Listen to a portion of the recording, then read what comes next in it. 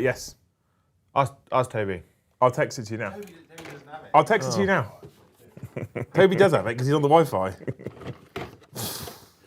I like how he waited till just as he went live for that. He wants to be famous.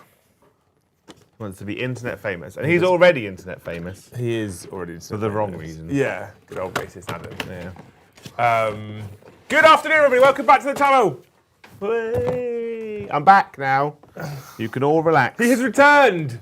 The sun has returned. Welcome back to the channel. Thank you so much for joining us on this fine Thursday. It's actually quite nice out there at the moment, but it's supposed to have, there's a rain penis coming. Yeah. So if I show you the weather today. Oh, yeah. It was like a rain penis earlier. When I was I packed for Atlanta thinking it was going to be freezing cold. All right. Right, because I was like, it's November. I hear America's cold in November. When I got there, boiling hot. But literally, the last day when I was in the hotel, it was 0 degrees. It was freezing. Turns out, hadn't packed for cold enough. And when I was on the plane coming over, it dropped to -3. Okay. With like snow. And I was really sad because I wanted to see snow. Right. It's very good. Anyway, Joe has returned to us now. So if you're unaware, where have you been? For the rest of you, Joe went off to the World Championships of Warhammer this last weekend. Specifically, the AOS event, after he won himself a golden ticket for noshing loads of people off at Warhammer World one weekend. We've not mentioned it at all. You hid it. I didn't hide it. Paddy hid it. He says, done now. It's gone past. Wow. No longer relevant. Wow. That's Paddyism. That's because he's jealous because he's not got one. Possibly, yeah. Yeah. So Joe went off to the World Championships of Warhammer in Atlanta, Georgia. Is it Georgia? Yeah. In Atlanta. And we obviously did the AGOS fundraiser because Games Workshop refused to pay for his ticket because they're fucking assholes. So we did the AGOS fundraiser a couple of months beforehand, a month and a half beforehand. You guys funded him to go over, have some spending money. We covered his flight, his hotel. He had considerable spending money because people were generous and helped us out with things like flight, etc. Which was actually pretty useful after the fucking hotel tried to rip us off. Successfully have. They did a really good job of it, I'm not going to lie. They rinsed us. A little bit. But he's now back. Yep. He's in the land of Blighty. And I thought we would take this Liam and Joe show because he came back on Tuesday, right? He flew back on Tuesday. I think you got back late afternoon, early evening, didn't you? So I got back. I actually was back in the UK at 9 o'clock in the morning. I left there at 9 o'clock at night. So as you can imagine, when I got on the plane, I wasn't really tired. Yeah. I didn't really sleep on the plane. But when I hit England after my 9-hour flight, I was absolutely ball-bagged. So I went back to Dan's house. He met me at the airport. That's where I left my car. And I just fell asleep.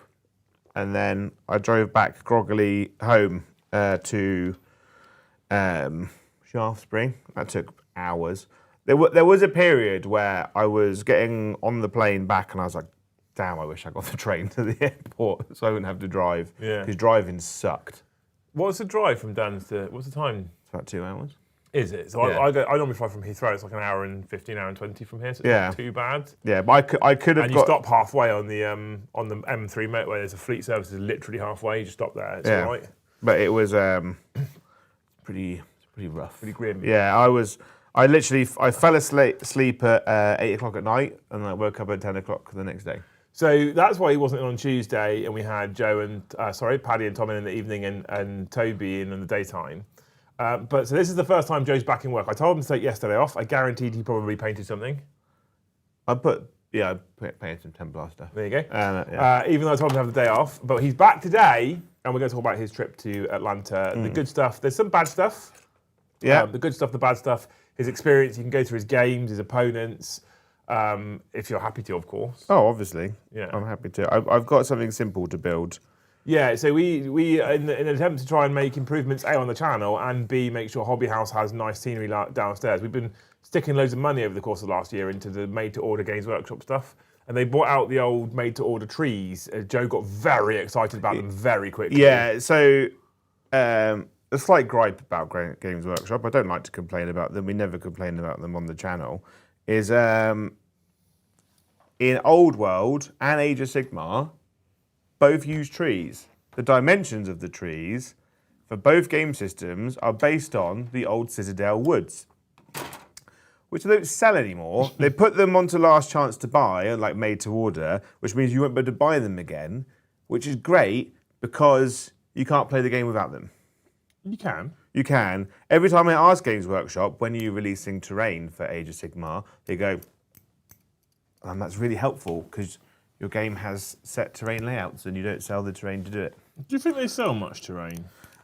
I think they price themselves out. I think they sell loads of terrain. Like, look at Toby's collection, right? Right. He's just a normal man. He's not even, until now, he's not been on a channel. He's just done it off his own back, you know? He's got buttload. And there are people out there, like if I don't think that's normal, though. I think he's an exception to the rule. Yeah, but I think he is. But I do think they do sell a lot of terrain. But they're very much like once it's sold out, we won't do any more, which I think is a real crying shame because I do think Games Workshop does the best terrain. I agree. And I wish they did more. I think what they need to do with terrain is make it out of the cheaper coloured plastic. The stuff that was in like Combat Patrol magazine and stuff Yeah, like that. because then they could sell it for cheaper, which means that more people would buy it. Yeah. I think they need to reduce some of the detail by maybe a third. Okay. On the stuff, especially on their city terrain, which is always really beautiful. But there's detail on there that doesn't need to be on there. They could probably get rid of. No one would really notice. But yeah, They make the best terrain, but please change it. they do make the best terrain, but it's also a nightmare to paint. Yeah. Anyway, but no, it's fine. So I had a really nice time. It was wonderful. We went a day early. Yeah, we flew Joe out last Tuesday. We flew him out to America Land because the tournament was supposed to start on the Thursday. Well, it did start on the Thursday. It was a 4-day event, 2 games a day. So you got 4-hour rounds. Yeah, game in the morning, 4-hour rounds, lunch, game in the evening, which sounds like a lovely way to play Warhammer, to be fair. But we flew him out on Tuesday because Joe wanted to go through some touristy things first. Yeah. So should we talk about, first of all, how was your lone man experience in the airport on the Tuesday? Because I don't know if I don't want to try and make you look silly. This is not the intent, but you sounded as slightly concerned and worried about it. I've not been on a plane in a long time. Right. So you sounded a bit apprehensive, is maybe the word I'd use. Yeah, I was like, where the fuck do I go? Yeah. What do I do? So how was the airport? So airport was great because we checked the night before. Dan was convinced it was Terminal 2. So we went to Terminal 2. I phoned Paulie, who was my travelling companion, because he also got a golden ticket. He was at Terminal 3, which is where it actually was. Yeah. But luckily, it was like 5 o'clock in the morning, so the airport was relatively quiet. So I basically just ran through the underground tunnel system, which has got those conveyor belt kind of walkway things. Yeah, so when you're running down those, you're like triple speed. Yeah, it's like being in a Starties, Joe. Yeah. So I got there relatively quickly. We got through check-in. Check-in's really weird now because when you have to check in advance on your phone, and then you have to check in physically once you get there. Your app, the Delta app, is questionably useful at times because much like the GW app, it just signs you out. Okay. Just randomly, or it doesn't sign you out, but it's got a My Trip section, just gets rid of all the trips, and you have to refund your ticket by going through your emails. So that's got your boarding pass on it as well. But once I was through there, it was all right. I had a really good fried breakfast in duty free. Yeah. Which was nice. And getting into the plane was super duper easy. Getting on, I was economy plus, premium economy. So you get a bigger chair. So the plane's the normal plane is 2 seats, 4 seats, 2 seats. The premium economy is 2 seats, 3 seats, 2 seats. So you get everyone gets a little bit extra. Yeah, it's nice. It's a much nicer experience. And you get pudding. I've flown premium and I've flown cattle class before, and for the difference in price, I would probably. I don't think I could fly Cattle class. It's Like, horrible, isn't it? I walked through there to go to the toilet, and course it is. I don't think anyone Looked comfortable. looked comfortable or happy.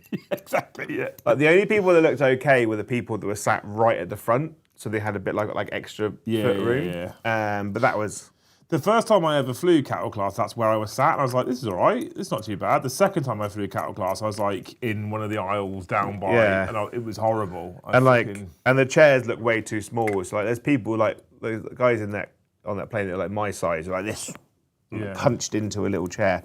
I don't think I could do that. No, it's horrible, which is why we put you on a premium economy, essentially. We got you premium because that is a shit experience. And if it's your first time flying on your own forever, let's make it a nicer experience. Also, like, it was a 9-hour flight there. It was like, I managed to get a little bit of sleep on the way back, like a tiny amount, but I didn't sleep at all on the way there. Oh, really? Because it was like so early in the morning. So, but no, it was a nice flight. The air hostesses were really nice and polite on the way there. They were not happy human beings on the way back. No. Like if a passenger was out of their seat for whatever reason, the staff just didn't seem to be happy about it. Right. But was this an experience you had? Was this not happy with you? Because I went to go for a wee. Of course. Like because I was like, oh, they're about to serve food. I'll go to the toilet before they start bringing all the carts and stuff down. And they weren't happy. Like, what are you doing out of your seat? I was like, I'm going to the toilet, please. They're like the 17th time this hour. But yeah, the flight was really good. The food on the plane was really, really good. What I did find weird is that we were flying. The plane took off at like 9 in the morning. Yeah. And literally, as soon as you get level, they're like, food time. Yeah. So I was given a chicken curry, dinner. Super early in the morning. 10:30. Yeah. Yeah. And I'd just eaten a fried breakfast. Oh, of course, yeah. But I was like, I want to try it. So I ate it, felt very sick afterwards. But, but it was good. But it put me through to the dinner just before, and they give you dinner just before you land as well. Yeah. Which was good. The breakfast on Tuesday morning was awful. They were like, oh, you got like scrambled egg and sausages. And it was just a slab of egg. This is at the airport? No, this was on the plane. Oh, right, It was okay. like a slab of egg and some sausages, and it all just tasted of salt. It was awful. It's plain food, isn't it? You know. So Tuesday night, we obviously know a little bit about the hotel drama because we were live on air at the time. I sent them a rather. I'll get onto it in a bit, but I sent them a very shitty email yesterday. Good. Very shitty. I discovered Your penis. my penis, and I didn't know until I got to that hotel that I suffer from vertigo. Oh, really? Never experienced it before in my life. Went out onto the balcony on the 22nd floor, and immediately felt awful, and like all the lifts in the hotel are all glass lifts, so couldn't look out the window in the lifts because it just made me feel awful. Really? Yeah, and the hotel is in Peachtrees. Have you seen the film Dread? Stupid question, they have. But no, I haven't. there's a bit where, Game of Thrones? Yeah. You know Cersei? Yeah. She plays a character in the Dread film where she gets thrown off the top of the Peachtrees place, right? And apparently, I didn't realise that that's what this is named, the film place is named after this one. And I was like, damn, that is a long way down. And I couldn't go in the lifts. When I was in the lifts, I had to stare at the door. Couldn't look out. I didn't at all. know this It was about awful. You. Mind you, from the sounds of it, you didn't know this about I didn't know about me either. I've done heights before, but this was different. I have a weird sort of vertigo. So like if we're in that circumstance that you're talking about, I wouldn't have a problem at all. Yeah. If I'm stood on the edge of a cliff and there's no like fence, I have a problem. I don't like it. It was was when I went onto the balcony, and because the first lift I went up to was to Paulie's room whilst I was waiting to try and get into my room, and so that lift was like enclosed because it was in a different part of the hotel. Yeah. So if you don't know about Roomgate that happened on Tuesday, Joe messaged me to say, we need to check in via a link on an email. Have you got the link? And I said, well, no, because I put your email address in because the booking's in your name, so it made sense that you got the communications. I just only used my business card details. He then said, oh, found it, no worries. I went to check in. At the point at which he then went to check in, the hotel tried to charge my card. Now, probably rightly so, Nat West went, nah, he's not in Atlanta. Because he's been spending money in this country. That's crazy. No way. And they stopped the payment, thinking it was some kind of scam. And they texted me and said, someone's tried to use your card in Atlanta. Is this you? Say yes if it's you, and we'll unblock your card. I obviously said yes, it's me, because it was my card that was intentionally being used in Atlanta. I said to Joe, just get him to charge it again. And they said to him, we need a physical card, we can't charge it. Yeah. And I was like, well, of course they can charge it. They've just tried to fucking charge it. So just get the charge again. And they threw a right temper tantrum. So Joe had to hand his card over, and we had to sort that out posthumously here, which is fine. We got it sorted in the end. Yeah, but it was a bit of a nightmare, because I was like, I have nowhere to stay. Like, it's already a red flag, isn't it? Well, you'd have had Paulie's floor, I guess, but yeah, it's already a red flag at that point. The hotel, we should have probably, but known what was. But the come. convenience of the hotel being the venue of the event was really good. The convenience is great because and Games Workshop had held group bookings. Yeah. Of rooms, so it was really helpful. I got a really nice kind of my hotel card was like an actual Warhammer one specifically for the event, which was cool. Oh, that's cool. I like that. I've got like a bunch of stuff I've kept, which I'm going to put in a frame with like my golden ticket. So like, and you said it was like literally just like a huge convention centre. Yeah. Right? So like the hotel was fucking massive, and then you go through some escalators underneath the hotel, and there's like 3 floors of convention rooms and hotels and offices and stuff that like you could rent. The place was like vast. The first night I was there, the mayor of Atlanta was holding an event. Oh. I was quite nosy and had a little look around, but like there was many police, big wow. Yeah. Like police everywhere, security guards everywhere, lots of like metal detectors everywhere. It was pretty crazy. Yeah. What I did notice, some of the things like I noticed when I got to America, roads, fucking massive. Yeah, huge. Like even in the city, Yep. dual carriageways, basically. No one drives anything smaller than like a saloon. In a residential area, you can have cars going down either side and space to park cars either side. Yeah. Fucking huge. It's bananas. Yeah, it's lovely, isn't it? Like obviously it's a city, so there's a bit of a mess, but I've never seen like it's so clean, which is weird. Obviously, like you'd be walking along and then there'd be like an alleyway that looked like a Batman. that looked like Basra, but like, but they were few and far between. Yeah. But the main part of the city really, really nice. Okay. Obviously, because like it's America, like the city looks like it's just purpose built. Like everything's been like measured with a tape. Well, it sort of has. It's just. It was just pretty crazy. Crossing the road in America I discovered a... It's a brave move. It's like a red hand stop, and there's red hand like timer, like get ready. Little white man is cross. But it's not like go, it's just cross at own risk. Yeah. Because you'll be crossing and someone's just like turning into you. Yeah, because you can turn right on a red light. Yeah. Yeah. But I couldn't tell who has right away because it was just. There is a little part of me that's genuinely sad I didn't get to experience America. It was mainly a case of walk and then run. Yeah. It was crazy. This is all. None of this is wild. None of this is news to me, but I'm just genuinely sad I didn't get to stand there and watch you kind of experience it. It was. Go, what the fuck is going on? Fucking insane. So day one, we did touristy stuff. So I went to. So me and Paulie went out for the day. We went to the aquarium, which is the Atlanta, which is the biggest aquarium on the planet. Yeah. And we went to the Coca-Cola Museum. I wanted to go to the American Football Hall of Fame, which is also there, but we didn't have time for it. But interestingly, in the process of trying to get into them, I very nearly got conned into buying a timeshare in Atlanta. All right, okay. So basically, we went to the aquarium. Outside the aquarium was loads of kiosks. Yep. Right?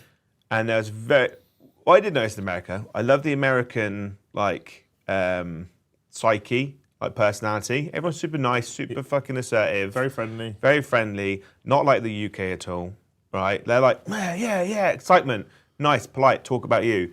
And like, so there's people in aquarium clothes, aquarium lanyards, and they were like, where do you want to go today? And I was like, because we could do your tickets. I was like, that's great. I was like, I want to do aquarium, I want to do Hall of Fame, I want to do Coca-Cola World. And they're like, if we could do all that for you for half price, if you do a tour in Margaritaville. And they're like, have you heard of Margaritaville? I was like, no, but it sounds great. Because I was like, is it? They're like, I said, how long is the tour? They're like, oh, it's about 2 hours. I was like, do I get margaritas the whole time? And they're like, at the end. And I was like, starting to be less interested. But it's half price. Yeah. So they were like, oh, have you got like ID? Have you got your passport on you? Me being a dumb tourist, I don't. I've locked it in my hotel room. And like, can you go back and get it? And I was like, you're being quite pushy about this. Paulie was like, and walked off. I thought he went to the toilet. He came back 5 minutes later whilst I was just chatting with them. They're like, have you got a picture of your ID? And I was like, no. I probably should. That sounds like a smart, clever thing I did. Paulie came back. He's like, we're not doing this. Let's just go in and just pay like normal. And Paulie gone off and talked to the staff, and they were like, yeah, we're not allowed to get rid of them. They pay the aquarium to be here. What they do is they take you to Margaritaville, which is a block of flats essentially around a purpose-built lagoon, and they lock you in a room and get you to buy a timeshare. Doesn't sound legal. But apparently you could do it. They're like, they lock you in a room, they're like, you can leave if you want to leave. You don't have to leave. You probably shouldn't. You should probably sign this kind of thing. It's kind of like, it is wild. And we couldn't have business expense that, mate. At the time, I was like, that's pretty fucking scary. Afterwards, I was like, this is a great story. But but yeah, I was like, that honestly doesn't sound legal in the slightest. But they pay, the aquarium's getting money from them, which is insane. Oh, as well, it's like when we went in, there were other people talking to them, like handing over all their stuff. So they're making money from it, right, I guess. Really? And when I was talking to one of my opponents about it, and she was like, yeah, I got done by one of them ages ago. When she says done, she means signed up to a timeshare, I assume. Yeah. So we went into the aquarium, but when I was in the aquarium, we bought a ticket for the Coca-Cola Museum at the same time. Okay. They did us a deal, but not half price. No, but also didn't come with a timeshare. It didn't come with a timeshare. I love the fact you almost got done by that. But at the same time, I was like, is a timeshare in Atlanta terrible? It would save me money on my trips if Golden Ticket was ever there again. I mean, Golden Ticket's always there, isn't it? So Golden Ticket and Grand Narrative is held in the same place for 3 years. Right. Right, because they get like a booking, they pre-order it for 3 years, which is to get cheaper, right? They don't know where it's going to be next. I think they do know. I think they do know, but they didn't want to tell us. They want to keep it like a walk-on surprise. Yeah, they'll know. The aquarium was phenomenal. Yeah, you sent me photos. I got many videos. Like they've got a 27-foot-long whale shark there, which is like the only one in captivity. It is massive. He was very excited about the whale shark. It was like the biggest thing I've ever seen. They had a manta ray, which was like 4 meters. You need to go out to Southampton on a Saturday night. Yeah, many mantas, many whales. Many fucking whale sharks. Yeah, saw some the beluga. Those two, yeah. Yeah, the dolphins with the big domes, like in Finding Dory. It's like, ooh, that one, right? They were great because they like slide along the glass and like rub their bellies everywhere. Was really good. It's the best aquarium I've ever been to. Yeah. And I've never really seen them in the UK, but they have the touch pools where you can like stroke stingrays and stuff. I have mixed feelings on aquariums. I love them. Me and Paddy have already planned to do Bournemouth Aquarium when we do Beachhead.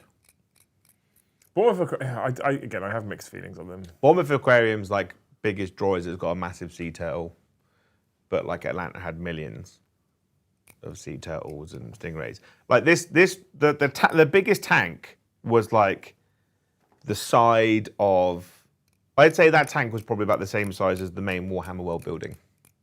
Yeah. It was ginormous. I mean, which is good in terms of they have a lot of space, obviously, but it's not as much space as the fucking ocean. Yeah, yeah. So, But I can't visit the ocean to see whale sharks or belugas. you can visit the ocean to see whale sharks and belugas. Yeah, but I can't visit the ocean when I'm in Atlanta No, quite. But or in London. but saying you can't visit the ocean to see whale sharks and belugas is just a flat lie. But it's a lot harder to. It's more difficult, Yeah. granted. So, like, I loved it. You know, they probably get better fed. You know, Maybe. Yeah, you I don't know, know. it's probably be a lot more boring, and you have these weird little fat pudgy faces looking at you through a big window. But like, it was an incredible experience, and I'd love to go there again. You know, to visit the aquarium. The Coca-Cola world was interesting because it is a 1-for-1 reskin of Harry Potter World. As in the one in London. England. Oh, really? Yeah. Like, the building layout is identical. They've just replaced all the Harry Potter stuff with Coca-Cola stuff throughout the years. Well, that's interesting. There was a massive tasting room with like 100 different flavours. They were very smart and had a toilet next to it because Coca-Cola. there's stuff. There was like a Korean Coca-Cola that tasted exactly like barbecue sauce. Many of the animals in George's aquarium are rehabilitated and cannot be released back into the wild. That makes me feel better about it. That makes me feel much better about it. Yeah. I'm okay. I'm more okay with that then. Yeah. They just really like the taste of human now. They can't go back to. Yeah. I'm more okay with that. Thank you, chap. That makes me feel better. Yeah. I mean, it is incredible. I saw stuff there that I probably wouldn't see again unless I went back, kind of thing. Which is cool. Yeah, Coca-Cola World was really cool. It's good if you like Coca-Cola and of course. And history. I've missed you, Jay. And the history of Coca-Cola. Yeah. But yeah, it was cool to go to. What made me sad is I purposely wore my Nuka-Cola Fallout t-shirt for it. Of course. So I was like, right. And then no one there knew what Nuka-Cola was. Sad. Loads of the staff were like, what's Nuka-Cola? Drags. And I was like, it's Coca-Cola Fallout. Tragic, isn't it? I was like, get cool, you know? Yeah. Dweeb. Yeah. So, yeah, I mean, I'd do it all again. It was really, really good. I was sad I didn't get to the Hall of Fame. I know nothing about American football, but I was like, I feel like this is kind of a cool thing to visit, but didn't get the time. I walked around an American football shop trying to find a team, like you. You just got given a team, didn't you? I sort of, yeah. So I was like, there was like 3 or 4 teams that I was interested in. Yeah. So I thought about Arizona because it was the first place I ever visited in the US. Yeah. I thought about the Philadelphia Eagles because I'm a fucking big fan of Birds of Prey. Yeah. I thought about Vikings because I fucking love Vikings. Yeah. And there was another one as well who escapes me right now. I can't remember who it was. And I thought about all these different teams. And then what happened was one of our wonderful Thanes said, I've got tickets to... So someone in chat, I think it was Mike, sent me a Viking shirt. I was like, well, I'm probably a Vikings fan. And then one of our beautiful Thanes said, I've got tickets to Vikings game in London. Do you want to come? And I was like, I guess I'm a Vikings fan then. Yeah. That's my team now. That's who I follow. Yeah. That's how that works for me because I don't have any real specific tie to any location in the US strictly. So apart from this was the first place I went, this was my favourite place I've been.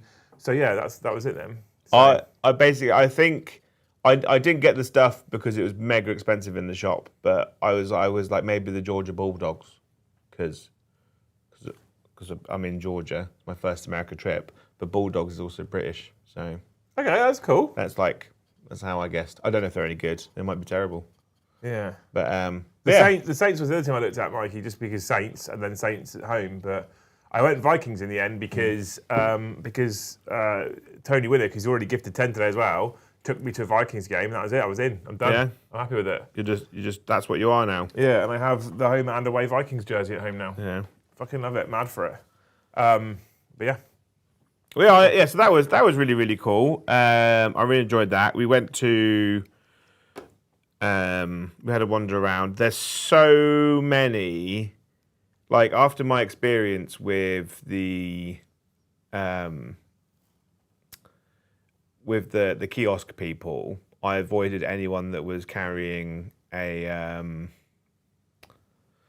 clipboard. Probably wise, mate. Yeah, just avoided them. They're much worse than clipboard people in the UK. Yeah, Clipboard people in the UK just want you to give money to charities. yeah. And I'm always like, I don't have enough money for myself, so. And they're always like, give to charity. I'm like, I hire one.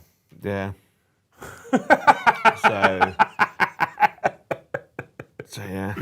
So that was cool. And then basically we went and got checked in for the tournament, which is cool. Started to meet people that were kind of like turning up, and so that was his what chill out touristy day. Yeah. So let's get into the tournament then. How Yeah. was the tournament? So how was it run? The What was your first experience? person I met on the check-in of the Wednesday, we were just chatting. I was like, "Where's he from?" He was like from the States, and he was like, "Oh, what pod you in?" Because like the first 2 days, you're broken into 16-man pods.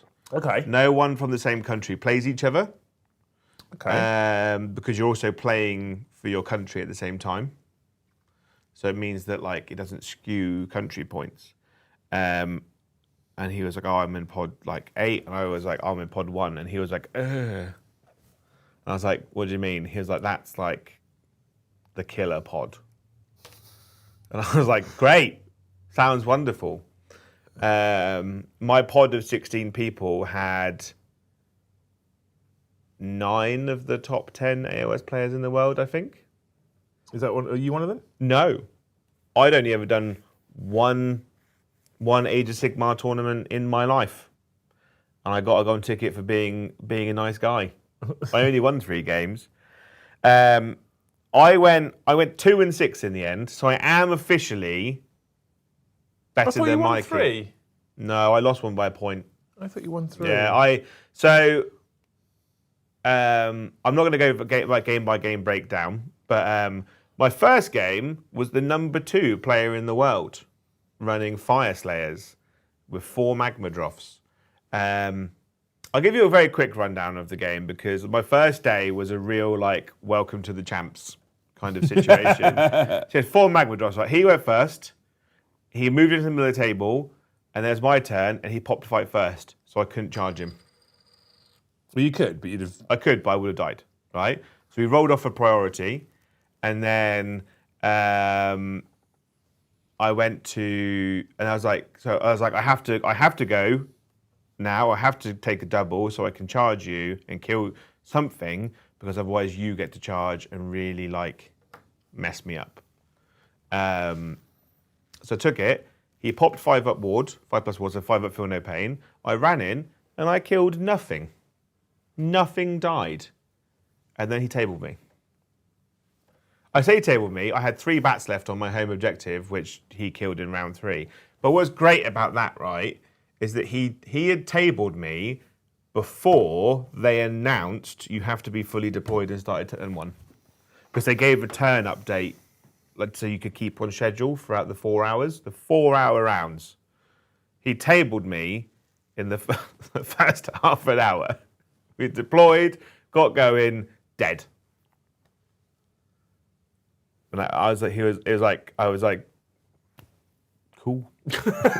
Was he a nice guy at least? Super nice. His name was Matthew Rausch. Really nice American guy. Like, obviously, number 2 in the world. And he was just super chill. I spoke to him a lot over the weekend. He was always keeping in touch and like what I was doing, how well I was doing. I think it's mainly for strength of schedule. He was like, please win. Please do better. And then my second game was versus like the number 1 German player in the world, who subsequently became best overall Ozark Bone Reapers player. And he was running Xerxes model, and then all the boner guys with the double swords. Yeah. With a character that with them. And for 40k people, right, and 80 people, The Boner Man units were 5 wound models with a 2-up save, -1 to hit, -1 to wound, and a 5-up feel no pain / 5-up Sounds ward. slightly problematic. Yeah. And then the characters that are with them basically can get fight first and chain activate the unit next to them. And I killed fuck all. And died. And that game lasted an hour, and that's only because I ran away for the second So half. slight improvement. So it was an improvement, right? If you're currently feeling sorry for Joe, right, it's time to give memberships. It was... We're on 46. I thought we'd have a huge membership showing for your return. Yeah? Yeah. Yeah, is it because they gave all the money for my replacement? Toby. Whilst I was away. Yeah, they really like him. Yeah? Yeah. It's nice to know that he has a full-time job downstairs, so he won't be taking my spot all the time. He hasn't failed to hit a members goal yet. No? No. Oh, that's good. Is he just better at begging than I am? I don't know. Maybe he's just prettier. Probably. It might be the hair. He is taller and has more hair. He does. Yeah. So What army was Joe on? Oh, Joe took Soulblight Gravelords. I took Soulblight Gravelord solely because they had a points drop just before the event on the balanced data slate, which met and because the other armies it meant I didn't have to paint so much. I felt like it was my nicest army. I wanted to take a Braxia and 15 Varangard, but I wouldn't have got it done in time. And I'm kind of glad I didn't because it would have suffered worse than what I took anyway.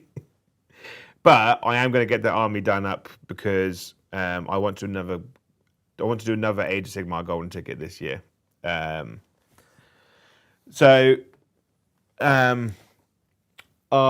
played the next day. I played round 1. Had a really nice game versus an American gentleman with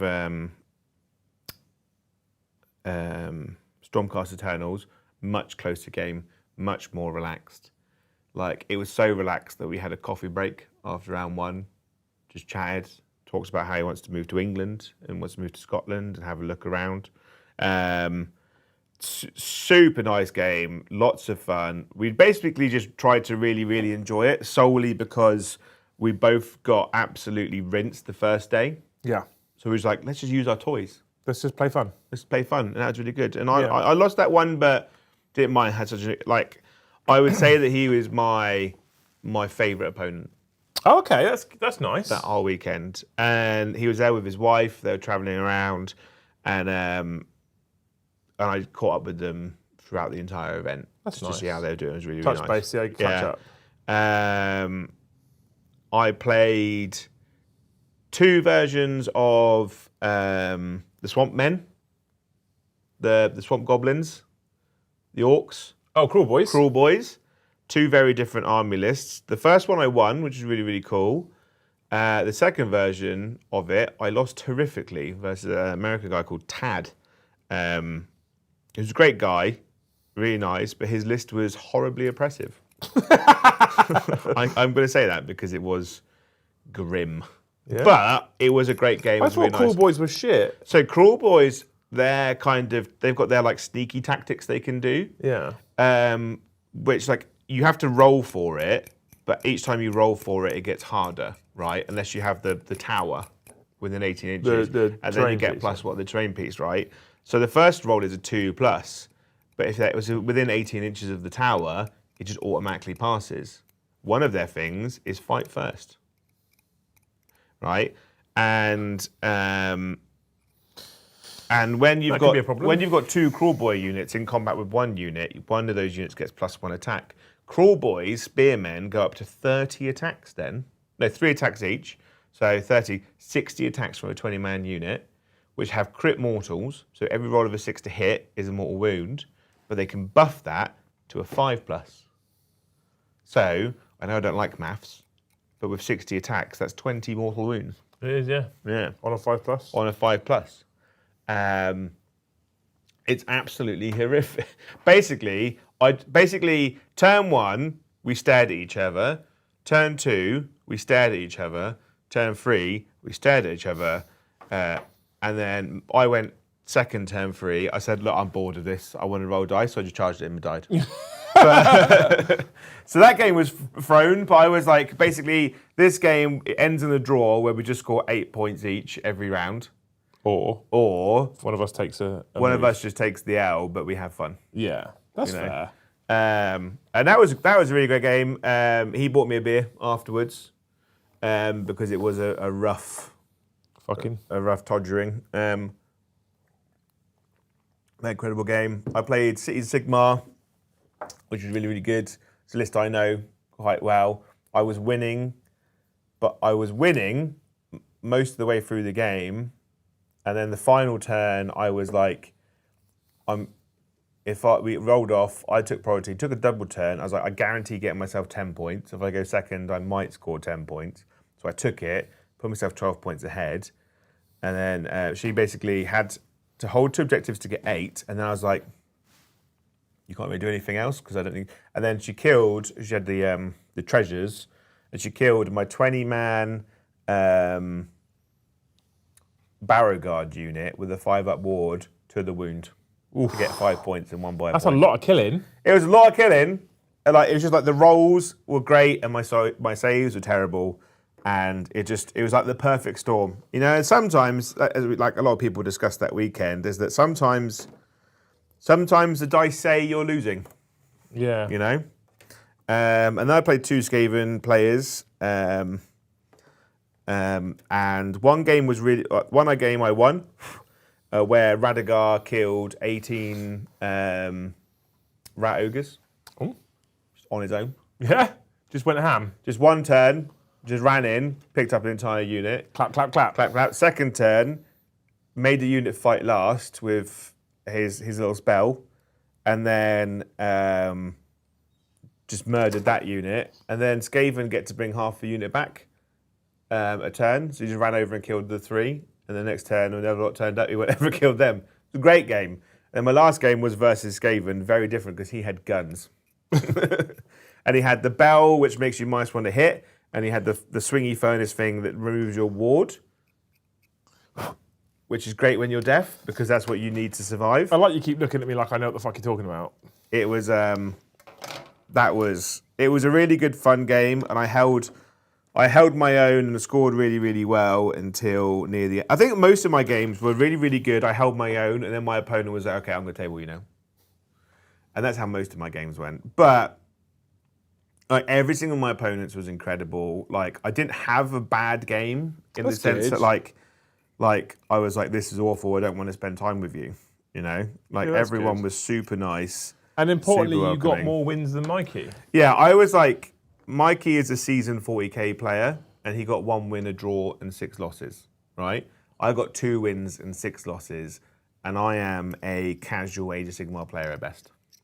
So you're claiming a victory there. It's a hobby. It's my hobby away from my hobby, you know? Okay. But then it's the World Championships, right? So people there, I was talking to the organisers and the players, and it's like at the event, no one there has got anything to prove. Was the general discussion, because like they'd already won a tournament. Well, they'd already won to be there. So like anything, and everyone was like just super happy to get whatever they got, which I thought was just a really good vibe. Okay. So how did you feel about the event overall? Well run, enjoyed, badly run, issues, niggles, nice pack, just full of bollocks? The player pack was really, really good. Okay. I forgot to bring it in, but like it's a deck of cards, right? Yeah. Each card is the battle plan with the layout and the mission on it. That's cool. Super good. And then the other sheets were basically the timings for the weekend and stuff. It was like the battle. I would like to see more of those player packs in the UK. But I understand it's hard to do because there's more to print off and it's a nice card and stuff. The other was like ran to a really good schedule. Everyone's super chill. At the same time as A Sigmar, there was 40k Kill Team, Spearhead, Underworlds. Yeah. Like so, there were many tournaments running at the same time in the same room, and it all went really well, like swimmingly. It was cool as well because like when like I think I played, each round was 4 hours. Yeah. So over 2 days. So over a day, that's 8 hours. Over 4 days, that's 32 hours of gameplay, right? And I think I probably played for about 16. But what was the good about that, right, is that I could walk around the hall and see all the different people from all the different countries. Everyone was super welcoming. When you go to a lot of tournaments in the UK, sometimes it's a bit cliquey. Yeah, it can be. They're like, I won't talk to you because you're not good at the game, or I won't talk to you because I'm super autistic and I can't make eye contact. But everyone there was like doing really, really well. Like there was like some of my opponents were like, I'm overstimulated, I'm stimming, and I'm like, let's just chill. Let's just have a good, fun game, coffee, and have a great one. Like everyone there was super nice, everyone was super welcoming. Mexico was the country that won the most, like the most outgoing award, basically, because all the countries were kind of rated on like who's embracing the worlds. And Mexico, which was true because I played Mexico, it was great. Did you get to look at any of the other things that are going on there? So I spent a lot of time looking around the grand narrative. Obviously, the Titans were there. Yeah, I spent a lot of time with the Titans, and they had fully embraced the grand narrative. I want to do the grand narrative because each faction is led by a member of like GW staff or like a paid cosplayer, and they were all dressed up in proper characters and stuff. So like the grand narrative is what I'd like to do at Atlanta. I feel like if I ever somehow stumbled across a golden ticket, which is how I'd have to have one, and I went to Atlanta for the Worlds at 40k, I would probably end up with 8 losses and just feel like, what's the point? Yeah, but like so like there's a guy dressed there as Trajan the Infinite in a massive outfit. There was a Death Watch guy. I snuck, so at the end of the first day for the grand narrative, like they did the reveal show, which we'll talk about in a minute. But they did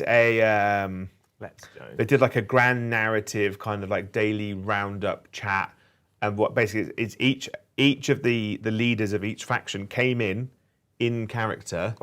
And then told their faction what they need to do. That's the bit I want to go and do. So there was a Thousand Sun Sorcerer, there was Trajan the Infinite, there was a Harlequin, Sister of Battle. That's what I want to do. Yeah, it was that grand narrative. It was incredible. And then each room, because obviously there's loads and loads of like convention rooms, each room was a different planet. So there was Catachan, Fenris, Mordia. Like, it was incredible.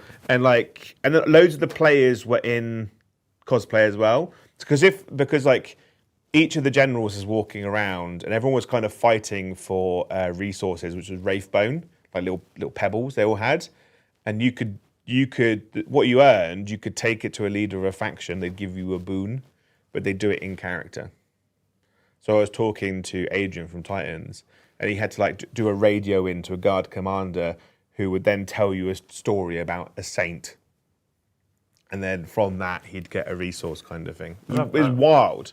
There was like, Lydia from Games Workshop was a Sister of Battle, and she was like doing holy benedictions on people. It was mental. That's what I want to do. There was a bit where I was in the lift going to my room, and this little person, I didn't know whether, because I had like a full face mask on, cape, came up to me like a little crack addict. He was like, "You got any Wraithbone?" And I was like, "No, get away from me, freak!" I kicked them out of the door. I get really into it. Fun fact: he wasn't actually part of the event either. Yeah, just walked in. He would have taken you to the room and tried to sell you a timeshare.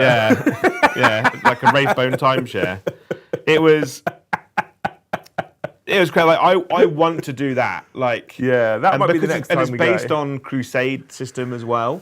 So like, it's one of those ones where like I was talking to Tej from Titans, and he's like, I'll tell you about that in a minute.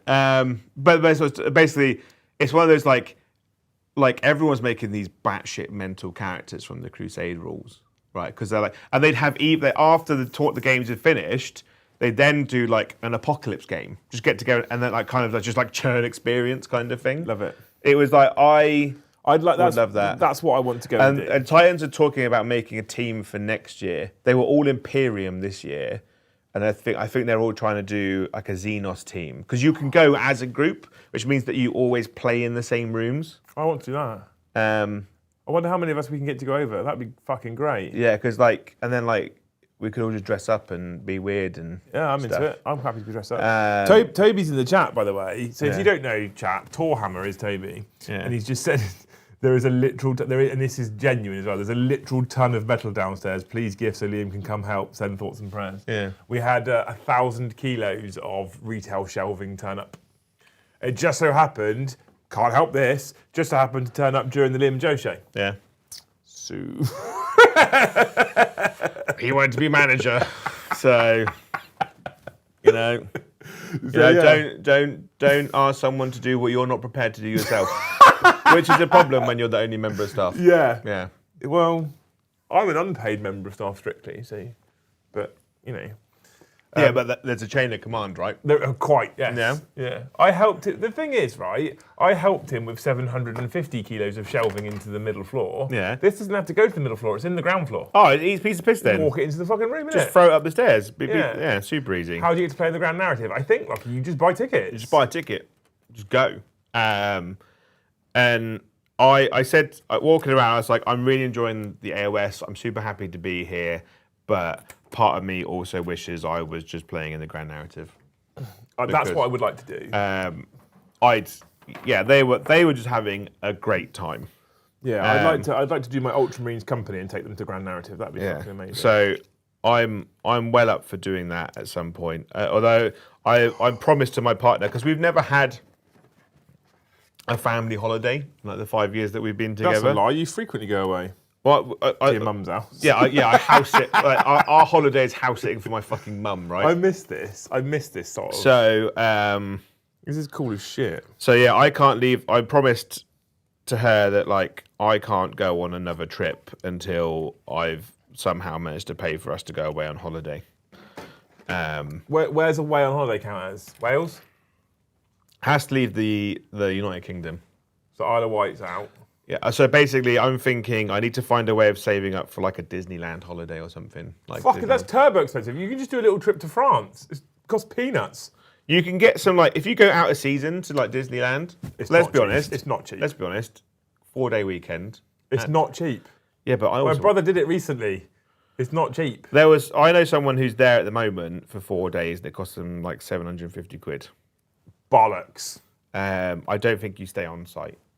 I was going to say, fucking bollocks, unless he's on his own, sleeping in a tent. The thing is, though, like, for my partner's sanity, I'm really shit when you go on holiday and there's nothing to do. Yeah. Because I'm like, I get like, my partner's very much lie on the beach, read a book, enjoy the sun. And I'm like, I have to be doing something. Yeah. Yeah, I'm the same. I don't like sitting there doing fuck all. But I got a year, right? I got a year. So like, yeah. So the event was really, really good. The last day was really good. We got to see some, like they did an award ceremony for everyone. It did go on for a long time because obviously many events, big wow. Oh, they did all the rewards together in one? Yeah. Oh, that's okay. I feel like they could have broke them out. The thing is, though, like if they break them out, though, it's not as. I don't think it's as special because you haven't got like the big crowd. Because obviously there's also like country awards and stuff. So it goes on for a while, but I think it's better than like going off into a room and handing out little prizes. I think it's a bit more special when everyone's together. Should we talk about this fucking live preview? So what happened, right, is that... Because from our end, Joe, it was a pile of dog wank. It was really good fun there. I tell you what. I'm sure it was. Adam Troke's crowd work. Incredible. Why is it that the second the camera goes on, he's just dull? He's not Eddie dull, but he's just... Eddie was quite really funny as well, I thought. The problem was, right, I think the problem is they have a script, right? And the second half... So what happened is that in the venue, the microphones were playing as normal through the speakers, as they would, but then the stream audio was also playing through the speakers in the room. Ooh. And they had trouble trying to like, they couldn't like desync it, so they had to like sort out new mics like on the fly. So there was like a genuine like problem that like happens. Like we have technical problems here, but the problem with the live audience, right? Quite unruly, quite loud, you know. Which is hilarious because they had no way of picking that audio up. No. at all. So there was the amount of times they would say something on the stream, and then they'd be, Oh, is it not picking up this? no. Oh, you probably heard the crowd getting excited. Well, like, no, we didn't hear a fucking thing. Oh, I mean that's really, really good. That's like great because like so they had the audio problems that they fixed. The review was really, really good. Like everyone was really. The content was good. The content, everything on that release was great. I didn't like Titus. I think he's really boring. What I wanted was Ultramar Defense Force Command Squad, Ultramar Defense Force Infantry Squad. I love the Titus stuff, so I don't like the idea that a Commodore, a ship master, is fighting an infantry battle. He'd be in a spaceship. what if they've invaded the spaceship? Yeah, but he's on the ground, like running around, getting dirty. He wouldn't be there, would he? Like the Astro What if the part. spaceship crashed on the ground? Well, then go down with the ship. You know, like I don't like that bit, but I reckon that the human element of that squad are going to be tokens. There's a newly, what's the word I'm looking at? Indoctrinated. Indoctrinated son of Gulliman. Yeah. I think it looks fucking cool as shit. I mean Titus, Gadriel, and I can't remember his name. The veteran sergeant from. Face me too. No, the Blade Guard guy is the guy from Amazon show, isn't he? Oh, at Secret Level? Yeah, the Secret Level guy. Yeah. Look great. I was a bit pissed off that Gadriel is in the squad because he is a little bitch all the way. And Charon died. Yeah, I was like, Gadriel is literally the single most annoying character all the way through Space Marine 2. He just whines and moans and has a little temper tantrum and flies off to fight Tyranids. I'm just like, God, I hate you. It's like you killed off the wrong character. Yeah. In my opinion. Okay. I mean, I get it. I think they're quite nice. I think like you're probably going to see them in Golden Demon everywhere. Yeah, that's probably fair.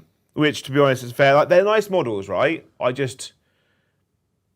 I want to own them. I don't want to deploy them. You know what I mean? Yeah. Like I was like, it's really cool. I really want to do Ultramarines, but I've been saying for ages, I just want to do Tyrannic War Veterans. Why haven't we had Tyrannic War Veterans yet? So I'm not starting Ultramarines until Tyrannic War Veterans happen. Once they happen, I'm all in Ultramarines. But until that day... If they ever happen, what if they ever happened? Well, then I just won't do Ultramarines. Cool. Which is the Son of Dawn. Suits me. No. Yeah, that's fine. Like, I think there was a really funny bit in the reveal stream where someone's phone kept on going, ooh, woo. Like their like message alert was going off.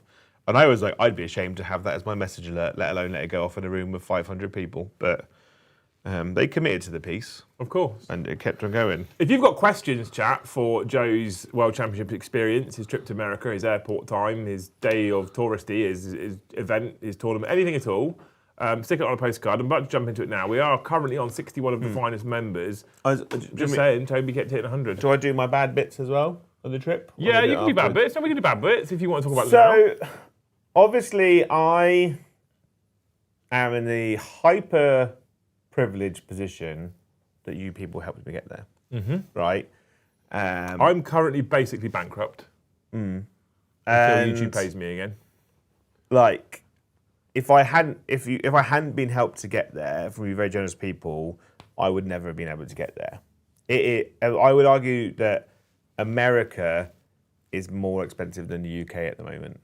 Especially so because the hotel that it's held in also has Dragon Con, Comic Con. When Games Workshop was shutting down the event, they were literally starting 2 other conventions at the same time. So that place is just always just churning events, which means the bar, the restaurant, and the little kind of 24-hour shop inside the hotel is extortionately priced. Tell them how much a bottle of water was. $10 for a bottle of water. But was it $10? It was like a a litre Was bottle. it $10 before tax? Oh yeah, $10 before tax, right? And tipping? Oh, right. So I was learning about tipping culture, right? If you ask anyone how the hell do I tip in this place that works in a food place, they look at you like you've got a second fucking head. I'm like, I'm from England. I don't understand how tipping works here, because obviously I didn't realise that they go away, they swipe your card, and then you say how much you want to give them, and then they charge it afterwards. And I was like, surely you give me a piece of paper, I say how much I want to do it, and then I pay.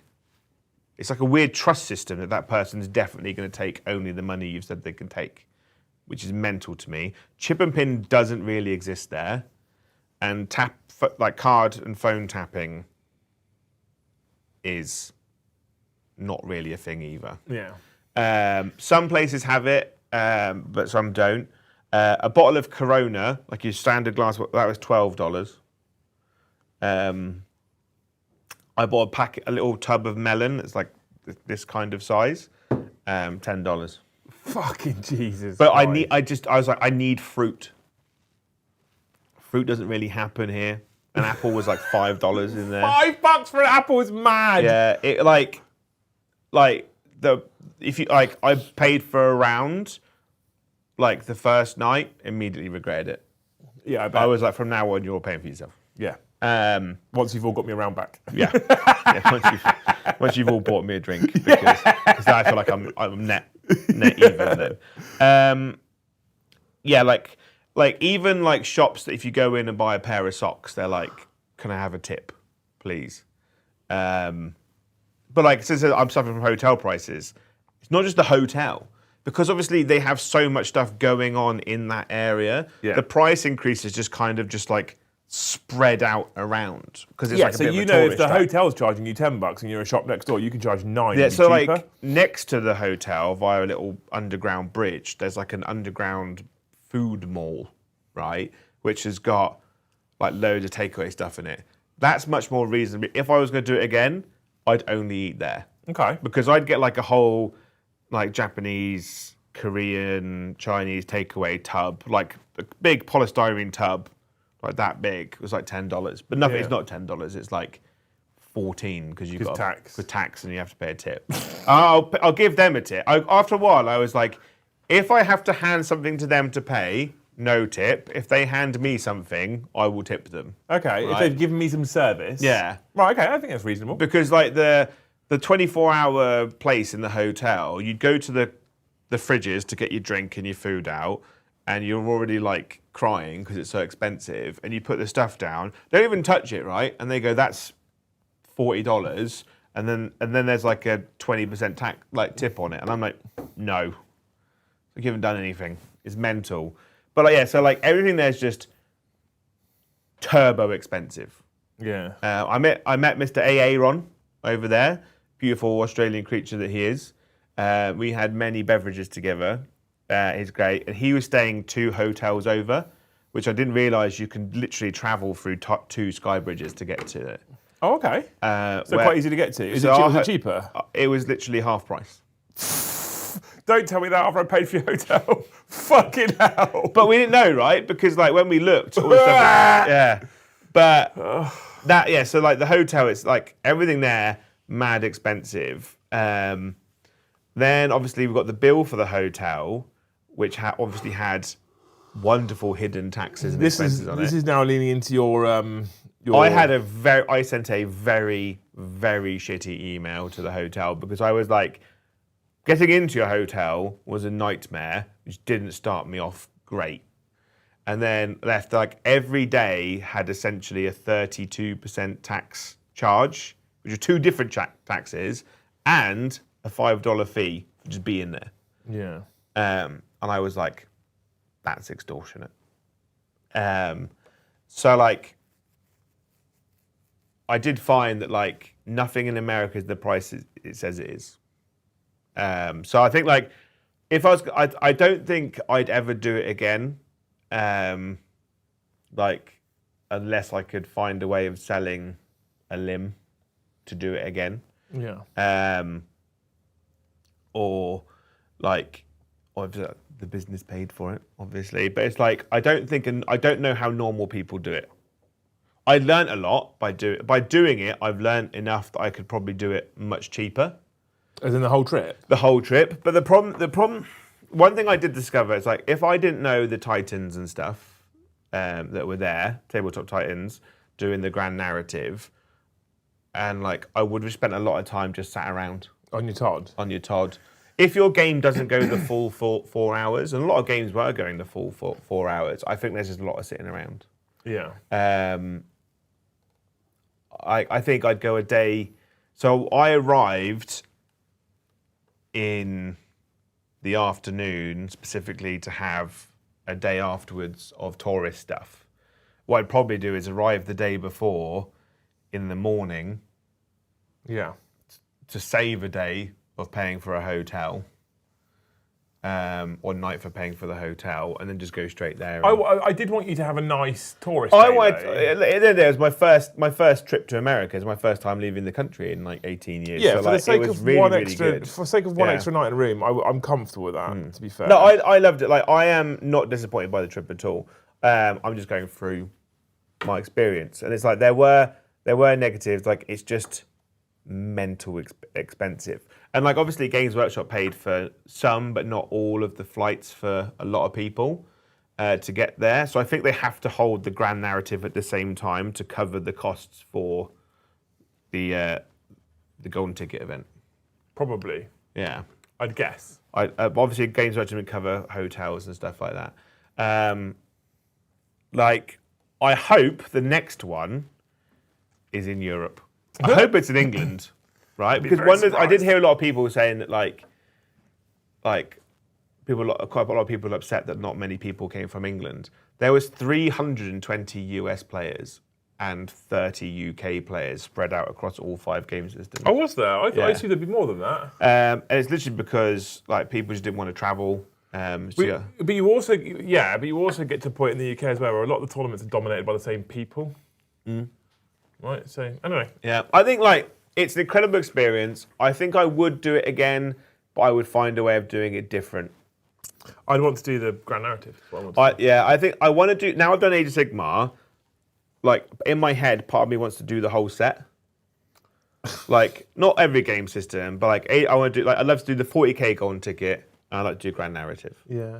Because like, well, grand narrative's quite easy because you just buy tickets, right? Yeah, the 40k is more difficult because you have to win a golden ticket to get there. But like, I like the idea, the esteem, as it were, of getting the 40k golden ticket. But also like, I'm an Age of Sigmar casual. Well, if next year we sell Beachhead out 100% Great Hall people, and then you can just go around 100%, and then you can go around seal clubbing. Yeah. I'd be like, by the way, you do have to lose to me. I think.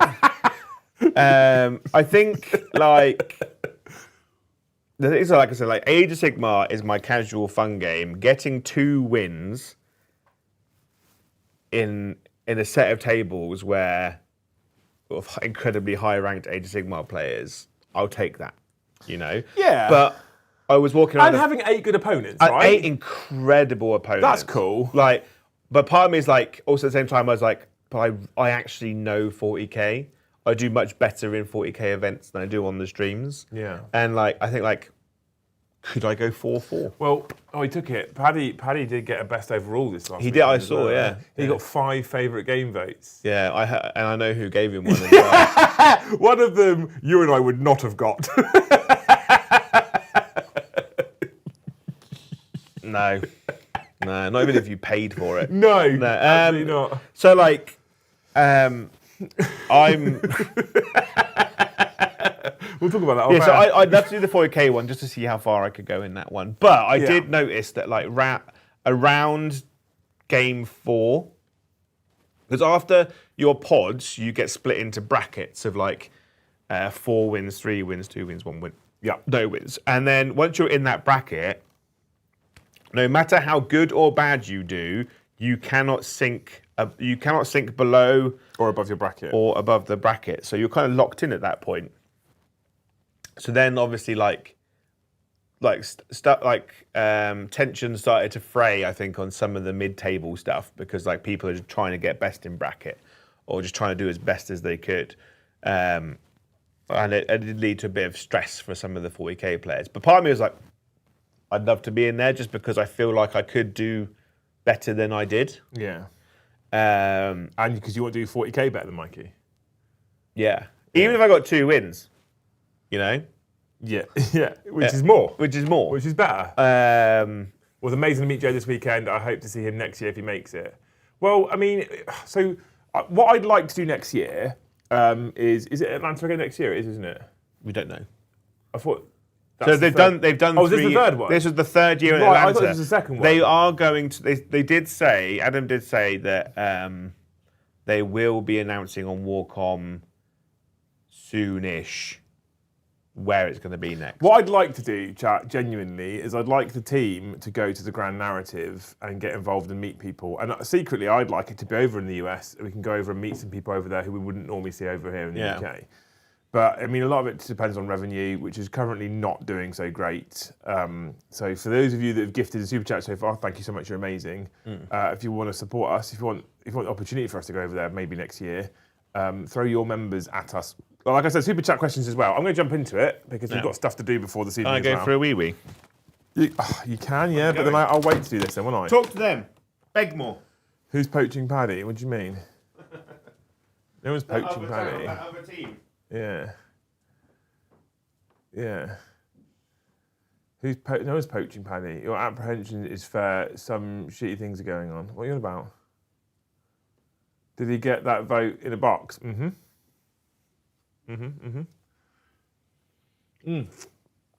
But yeah, what do you think now he's not here, Charles? What do you think really about him? Because I'm slightly surprised he didn't get arrested or deported by ICE, to be fair. Make sure his mic's on. His mic, he left it on the table, so we're good. We're safe. His wee-wees are back again, yeah. But the more members you throw at me, the longer I have to be able to say thank you, and the longer I can avoid helping Toby move 1 ton of metal, which makes me happy too, to be honest with you. He's also said, by the way, that he is playing 40k tonight. So you'll have Joe this evening too. He wants to play some Warhammer. He's missed it. I think he's looking at running Tyranids as well, but I need to check with him. I'm not entirely sure. Against Racist Adam. Excuse me? When is Beachhead? Beachhead's February time. So we've got 4 months-ish. Jesus Christ, it's nearly the end of the year. I'm glad he had a great time here. What was his favourite food? We'll ask that when he gets back. Imperium Chaos Xenos, what do you mean? What faction was the team going for the Grand Narrative? Probably Imperium, I reckon, because Paddy's got Custodes and Blood Angels, and Joe's got all of his Space Marines and Imperial Guard. Tom doesn't have an Imperium army, I guess. Toby does. No, Tom does. He's got a Space Wolf army. Oh, of course, he's got Space Wolves and Custodes, actually. Yeah. And then we've got, Toby's got Iron Hands. He doesn't like being called racist, Adam. I didn't know that. Shouldn't be so racist then, should Well, I mean, yeah, it's not, Should you call him Templar? Yeah, Templar Adam. Space racist. Space racist. It was quite funny actually. So there's 2 funny things. There was a racist, basically one of the guys that was playing, that I was talking to. He said that he played against a Templar player, and he was like, "Oh, really?" Because like I'm a racist too. And then he went on to be incredibly racist. I thought it was right. Okay. Yeah, that's not necessarily funny, Joe. I was like, "You're gonna get kicked out." It was funny. Yeah. Not. Anyway, then there was basically they had the government shut down once we were over there. So obviously, like no one's getting paid. Okay. So on the day before, all social media was just going, the airport's being shut down, no flights are leaving. There's photos of Atlanta Airport, chock-a-block. People couldn't even sit down. They could barely move. There's so many people in the airport. So we were like, let's just go like 6 hours early, see if we can get in. Arrived at the airport, it's fucking empty. No one around. Dead. Like, just walked straight in. Like, sat down. I was like, oh, it's perfectly fine. It was all social media. They're all right if you're leaving. But I had Sky priority, so I could just like waddle in and just hand over my bag, and when we got back to the UK, my bag was like the first one off the plane. Yeah, it's good, isn't it? It was banging. Nice that. Yeah. On the way back, Paulie didn't have Sky Priority, so I had to wait with him at the airport for ages. Yeah. Pay for priority, Paulie. Yeah. Right, I'm going to jump into chat now. We're still stuck on 61 members. Yeah. Yeah. If currently, we get to 100, I'll let Adam win. Let. Yeah. Okay. Yeah, I tell you what, I've really, I'm super hyped. Tournaments always do this to me. I'm super hyped to just play more games. Yeah. I I originally didn't put you in tonight, despite the fact that I kind of wanted to go to Kissing Club, right? And originally I was like, no, I'm not going to, I'll give you the choice, but as default, I'll assume you won't want to play and you'll be like burnt out. And you were like, no, I want to play. And I was a bit surprised by that, to be fair. But Paddy messaged me on Tuesday, Paddy was talking to me on Tuesday, he's like, he seems really keen to just start playing more games. Okay. I'm okay with it. You're wrong. I just love. Thank you, Evan to Lemonade, for the one gifted membership. Thank you, Nick, for $2. He says no chairs in memory of Caron Rip with the Angels. I need to sit down. I'm tired. It's been a long week already. Okay, so we have chairs. I'm sorry. Thank you so much, Lehman Russ, for the $5. He says we have all missed you, Joe, and happy to have you back. It's nice to be missed. Thank you for having me back. Yeah. I like how you don't have to tidy up the base. I missed you a little bit. Thank you, Pridders, for the $5. Joe, how does it feel to have competition in the table making department? Less work for me. Honestly, the way I look at it, if he's got really nice terrain, he's bringing terrain here. It's less that I have to build and paint, and if he wants to do the boards, I can just fart around. Well, he'll be doing them downstairs. He'll be doing them up here. Oh, that's fine. Yeah. That's not a problem. Alabama Adam. Yeah. I don't see it as competition. I see it as my job getting easier. I wouldn't see it as that. So much easier. Nope, yeah. These extra bits. Yeah, there's little chains and things. Braziers and to hold the tree boobs. To put on the trees. Who's got on the ground, surely? Yeah, some of them go on the trees. There's little skulls on chains to hang from the trees. That's cool. I'm into it. I probably won't put them on because that's something that you glue on and it immediately breaks. Yeah, I like the little ground bits though. I might use them for conversions and stuff. Little braziers and stuff. Getting in here could be quite nice. Braziers? Yeah. Same thing. Thank you so much, Lamy Pella, for the $5. Who is this fake Toby guy with Liam? Outrageous. Also, hi racist Adam. He says hello. I know. Toby has fully replaced me, though, I've noticed. Yeah. Yeah. What, how? How have you noticed that? Because you two seem to get on way more better. Way more better? Way more better. You reckon? Yeah. Is it because he just does what you tell him to do? Well, how did you write that? We get on well, way more better. Way more better. Because you everyone here was away. No one was sad that I was gone. Everyone was super happy, super joyful. You can tell that by the lack of members from the 320 people watching right now. Yeah. I just want to hear about America. America. Thank you, David Roberts, for the one gifted membership. Thank you, Lehman, for $5 more. Please don't leave us again, Joe, because we do not want fake Joe, Toby. Oh. See, he wants you. Oh, thank you. It's nice, though, that one of the 300 of you is excited. I mean, he's also had a stroke, so that might, Thank you, Brandon Lagasse. Adolf Adams, a bit strong. Thank you, Brandon Lagasse, for 5 gifted memberships. Thank you, Brandon Lagasse. Were you doing Hope Star Styles Away? I wasn't. Toby was. Oh. His Hope's good? Well, the chat can be the judge of that. Yeah? Toby's Hope's good? I hope, Brandon, that you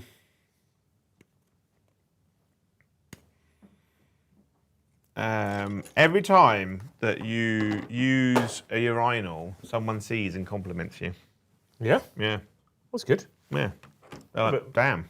Yeah, that's thick. Yeah. One thing I noticed about America, right? Right. Their urinals have got little barriers between them. Okay. I thought that wasn't where you were going to go for a moment. I quite like that, right? I think you spent a lot of time in the public toilets cock watching, and I was quite concerned. Yeah. No, I am. I'm a toilet door. I don't like using the urinals in the UK. Okay. There's perverts everywhere. But perverts that like Brandon, so that's fine. Because of my hope. So, but in America, all the urinals have like a little barrier in between them, so you feel safe Yeah. and comfortable. Okay. I mean, also, American toilets are terrible. What? They're lower to the ground, Right. but like the bowl, as it were, is wider I'm full of water. and full of water. Yeah. Splashback. So if you're not careful, you dunk your nuts. Yeah, or splashback. Yeah. It gives you a little kiss on the way out. Yeah. Yeah. Don't like it.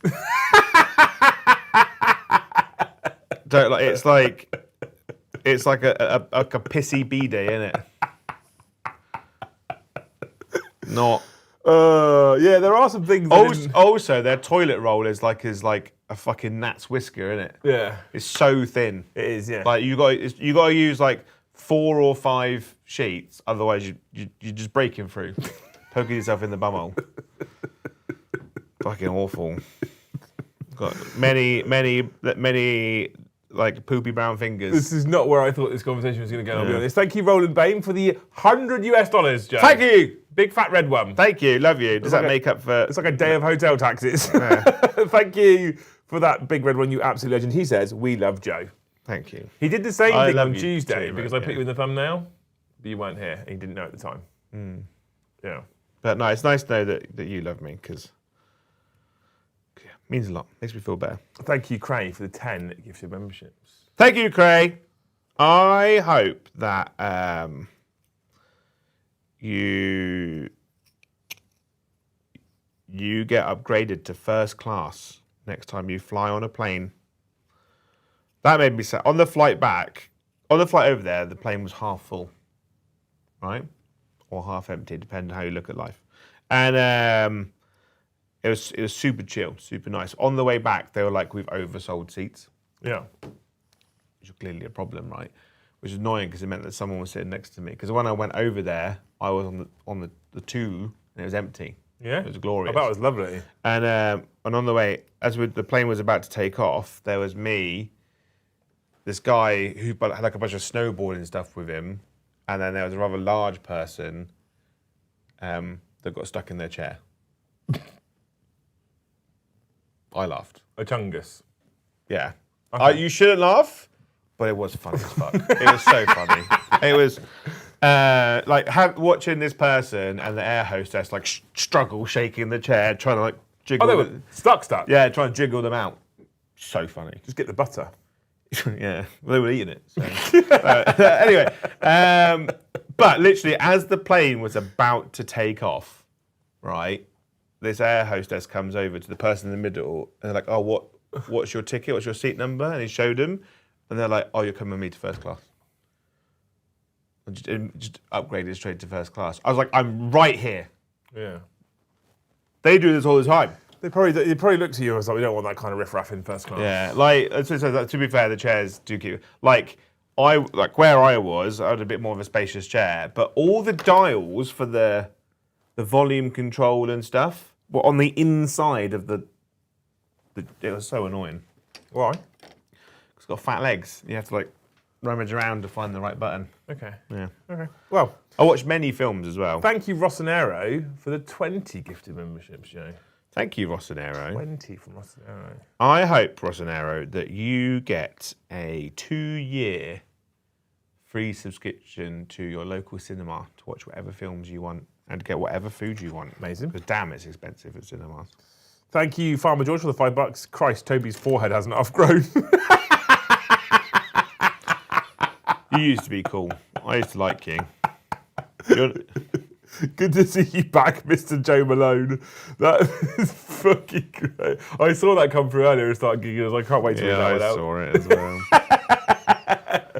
Tony Winnick, thank you for the 10. You used to be my favourite. Tony Winnick, thank you for the 10 gifted memberships.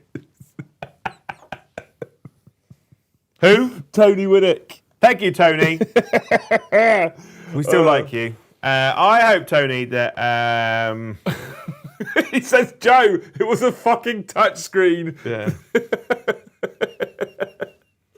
Yeah, it was touchscreen, but there were still buttons down here. It was a nightmare. Why is it a nightmare if it's a touchscreen? Because like, just use the touchscreen. Because I was like, I wanted to be adventurous and use the buttons. They were there to be used. Well, so Okay, anyway, do you want to give Tony a hope as well? I hope, Tony, that you get like due to a clerical error, all of your flights get refunded from the last year. Yeah. Reasonable. Yeah. Thank you, Adrian. I don't think he meant to. I don't think he meant to capitals this. The Monday after Beachhead will Hobby House be open for me to visit as well? What does the team plan to do Friday to Sunday? So, first part of that question, I fucking hope so, or we've got things really, really wrong. But even if it's not open, which it should be, it'd be very, very, very, very close to, and you can come and visit anyway, Adrian. That'd be fine.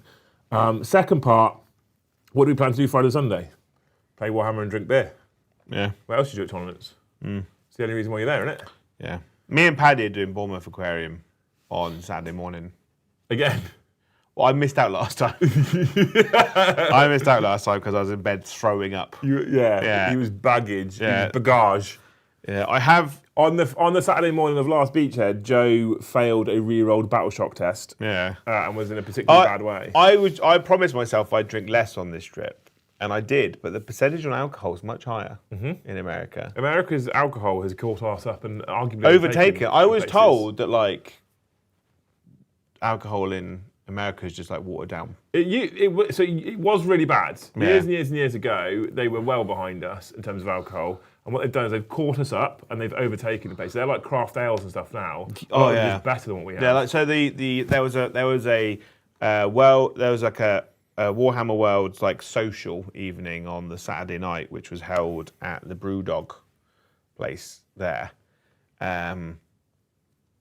So everyone could kind of get together. I found that like a lot of the country just kind of sat together, but like me, Jamie, and Aaron just kind of got drunk and played.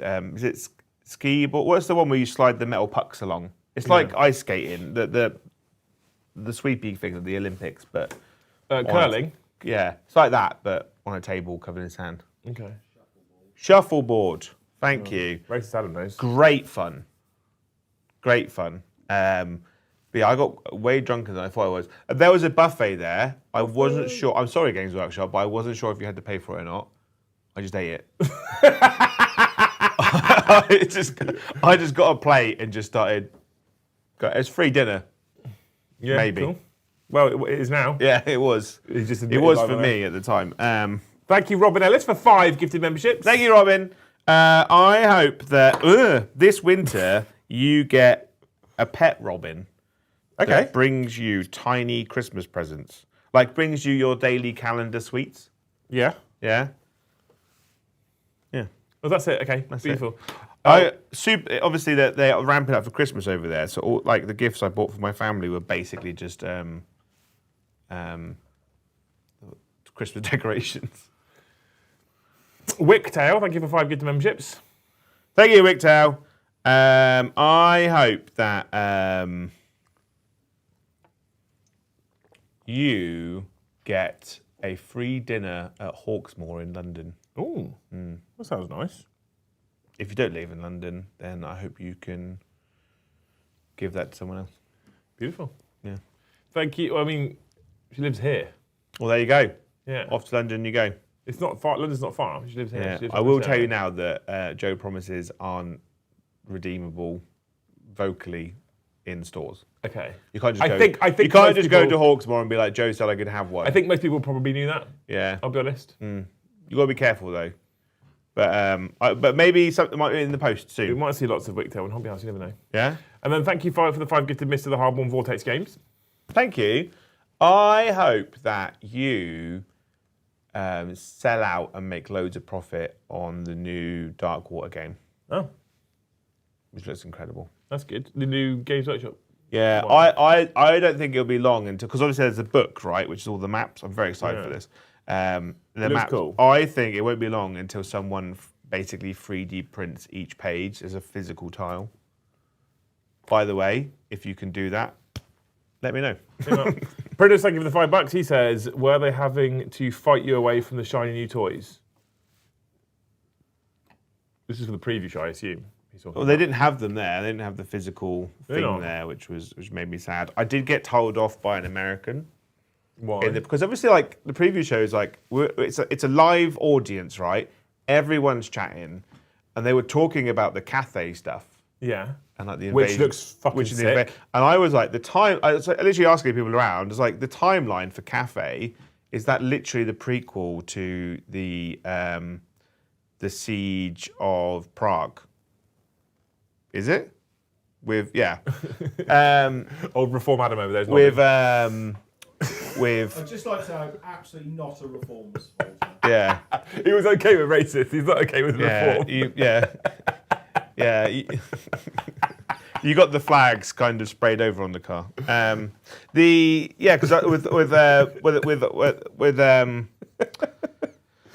So I was asking. I was like, does everyone know that this is like the prequel? Because that means that hopefully that we'll start to get the North people. What are they called? The Bear Kislev. I was like, because this basically means that narratively we'll get Kislev soon. There's rumours about that, isn't there? Yeah, but if the storyline is as it is, means that Kislev is going to happen very soon. And I was asking around, and this guy in front of me lost his fucking shit at me. Why? Because I was talking. Oh. And I was like, there's people in this room just fucking screaming their lungs out, for Christ's sake. Okay. But yeah, that's funny. You told him to fuck off? No, but I was tempted to petulantly start kicking the back of his chair for the rest of it. I would 100% just told him to fuck off. But I was surrounded by content creators, and I didn't want to look like a twat. There's plenty of content creators that when they're surrounded by content creators...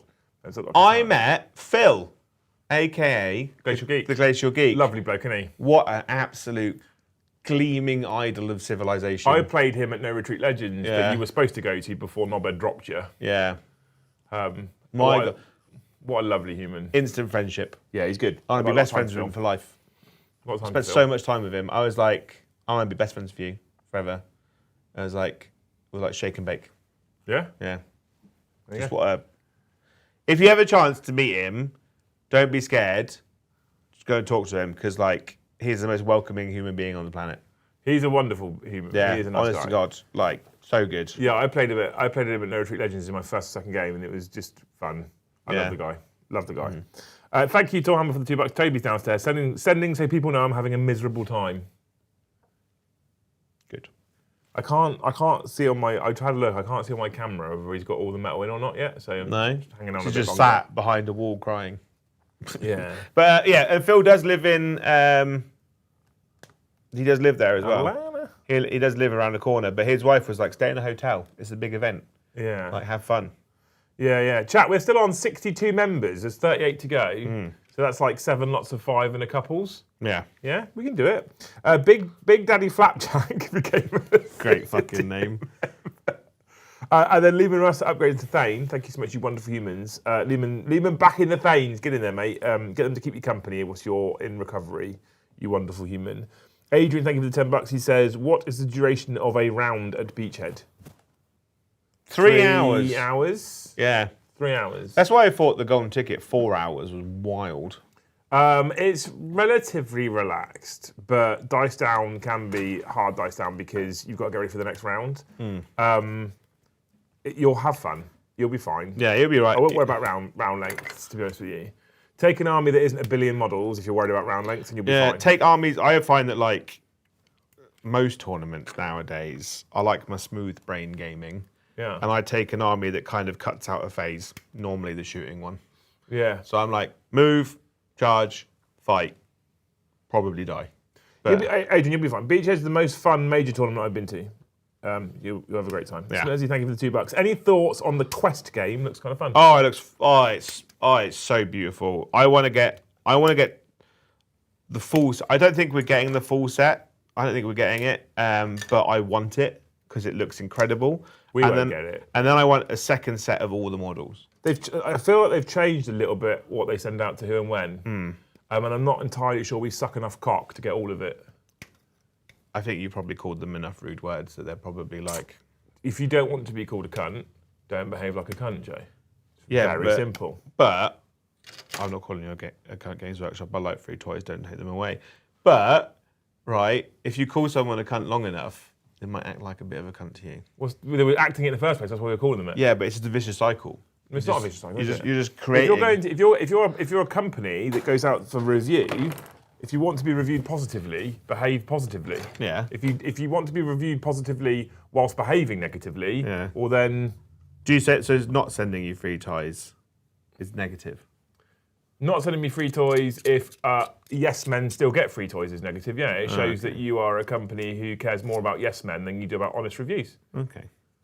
It says more about them than it does about us. We've maintained our integrity. Anyway, we're not getting it. Right? But I want it desperately. I want it because I want to play the game. But we don't think we're getting I it. think. We don't know that for certain. I think we. I think it makes a really good stream game. I'd love to do like a night, like a couple of nights or just a day where we have 4 people playing each of the characters and then one person is the DM. Because I think the Warhammer Quest games, even Blackstone Fortress, played better when you don't use the game-based AI system for the baddies. Yeah. It's better when someone controls the baddies because it just allows for more fun interactions. Yeah. I want it. And then I want a second set because I want more of the fatties, represented. The nerdly people. The maggotkin, but also each one of those hero models basically has so many uses and other stuff. So the lady, the wizard lady, with her stick, that's just a prophetess for my French people, my Bretonians. The knight, the Manticore knight, is just a few little conversion bits away from just being a Bretonian knight on foot. And then the rest of them just have really good uses in City Sigmar and stuff. So I just want all the stuff. The Demon Prince model is nice. Very It's nice. very nice. I don't like the head though. It just looks like a fat You're wrong. girl with pigtails. Right. It just looks a bit out of place on the rest of the model. But the model is incredible. I love the wings on the back, how they're kind like the wings make a That is cape. 100% going to be in Death Guard armies as a demon. The Without kind of the big, I can't remember what they're called, the big wobbly things that have like the 3 plague bearer heads. Those are going to be spawned in every Death Guard / demon army. Yeah. They're going to be everywhere. And that's what I'd love to use it for. But also, I want to do a Maggotkin army now because the preview for them was beautiful. Yeah. Sammy, thank you for the $2. Hobby House Grand Narrative ? There will be narrative events here. Definitely. How we do those, I don't know. But with both Joe and Toby's collective narrative brains, you're popular. A phone call from Amesbury. Where's Amesbury? Near-ish. Is it? Yeah. Okay. Well, with their collective narrative brains together, I imagine we'll do some sort of narrative events. I don't know if we'll be quite on the scale of the 40k Grand Narrative because we don't have the space, but No. in the future is a more likely that we're going to have more space. But there will absolutely, without doubt, be narrative events down here. Simple enough that you don't have aneurysm when you try and read the rules. Complex enough that it adds layered narrative fun. And then you just come and enjoy yourself for a weekend. Yeah. We can't, like I said this before on streams, right? The size of our shop here, we cannot compete with bigger events that give you ITC points for having 100 players. So we don't compete with them because there's no point. We won't be able to get 100 players in here. So instead, we compete for experience and comfort, enjoyability, all that kind of stuff, right? Is enjoyability a word? It is, isn't it? Yeah. So we compete for those things. So you come, you have a nicer experience, you're comfortable. It's it's warm or cool depending on the temperature outside. It's lit well. It's a welcoming environment. There's nice music playing. You get a beautiful coffee, all that kind of stuff. That's what we're going to compete for. Yeah. And I think that then means that we do more things like narrative weekends and stuff like that. Because if you're not worried about trying to spam as many ITC points as you can, then you're going to probably more enjoy this. Which I think there's a huge market for it. It's untapped at the moment. There's tons of GTs out there and RTTs and majors and stuff. Yeah. Which is great. I love it, but we can't compete with those sizes, so. No. I think it's worth. Hobby has to be open for events by the summer easily, yes. Yeah. I do think it's still worth having like competitive events that cater towards that crowd. But as I was talking to Toby about the idea that if we do competitive events, I want I think we do the Games Workshop terrain layouts. So you have like which is all tile based, and then It has to just not look as utterly dog shit as the final of the World Championships, though. so what you do is you have the tiles, which is the layouts that they have, and then you can put any terrain you want on top of them. Yeah, but what they did in the World Championship finals looked fucking honking. And as a showcase for the World Championships of Warhammer, ran by Games Workshop themselves, and the final, it looked utter fucking dog shit. I think it's because it's two different teams, right? It still looked fucking dog shit. But are they trying to represent? I guess maybe they're trying to keep it the same as all the other 200 tables at the event, right? You're fine. Because it's got to be. It still looked dog shit. It's got to be representative of the events they're running. But even just by making the tiles kind of fit more seamlessly in with the mat, and it just looked fucking awful. So, yeah. I feel like the streams could have done with using the mats that they have at Warhammer World, where you use them, where like the tiles themselves are actually printed onto the mat. Right. Exactly. So they don't move around. Yeah, and they're not two different fucking colours, and they don't look. Yeah. It doesn't look chip shop as shit. Anyway, thank you, Adrian, for the one gifted membership as well. You're a legend. That puts on 63. You got to 63, Joe. Yeah. So you're 63% as popular as Toby. Fair. So I said, how do I feel about the new Tyranid model? I'm excited for it because it's a new Tyranid model. We've not had any new Tyranids for ages.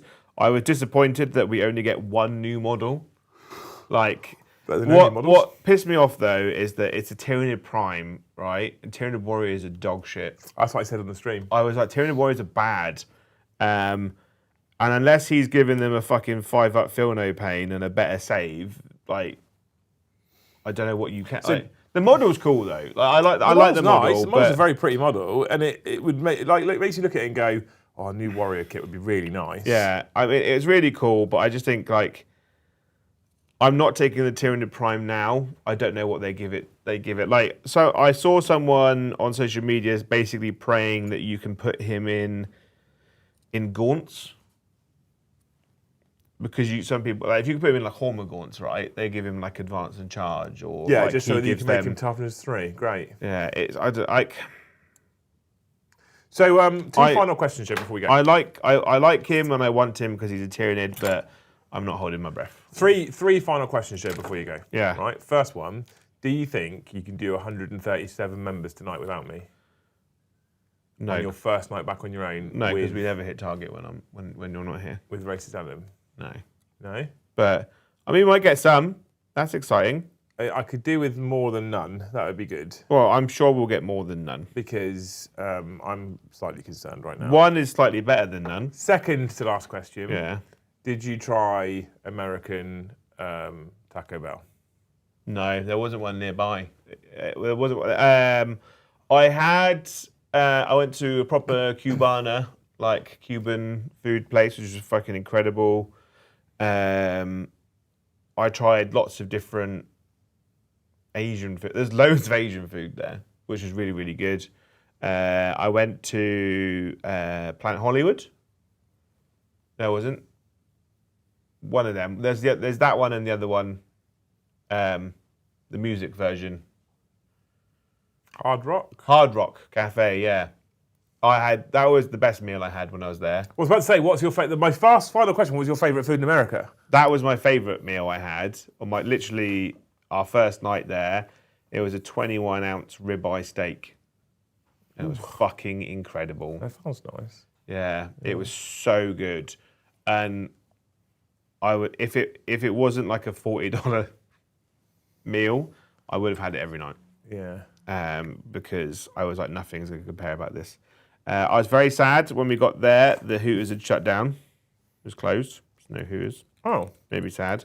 And the nearest. So you were mad excited about Taco Bell and Hooters, and you got neither. I got neither, but I did have a really nice steak when I was there. The food over there is incredible. Like, I didn't have a bad meal. It's really funny because Paulie's very much like, I want to try something new every time. That would be me though. Right, like, I did the same. Like, I didn't have the same thing twice. Apart from one thing, which I'll tell you in a minute. Everything was just like a new thing every time. It was great. Paulie, however, everything he had, he hated. Oh. Yeah. But I feel sorry for him then. the cheesecake in the hotel was fucking incredible. So good. I think I had cheesecake every night. Yeah? Yeah. Fair. Well, it's the most expensive cheesecake. They had bread pudding as well, which is like bread and butter pudding. Also great. Right, hopefully you guys have enjoyed Joe regaling us with his story of his trip to Atlanta. We're glad to have him back, obviously. And he is back live on air tonight at 7:30 with Tyranids, maybe? I was going to run Emperor's Children, but you ran Emperor's Children the other day, so I'll take Tyranids. Versus Racist Adams Ultramarines. New Ultramarines. New detachment, new Victrix Guard, new everything, right?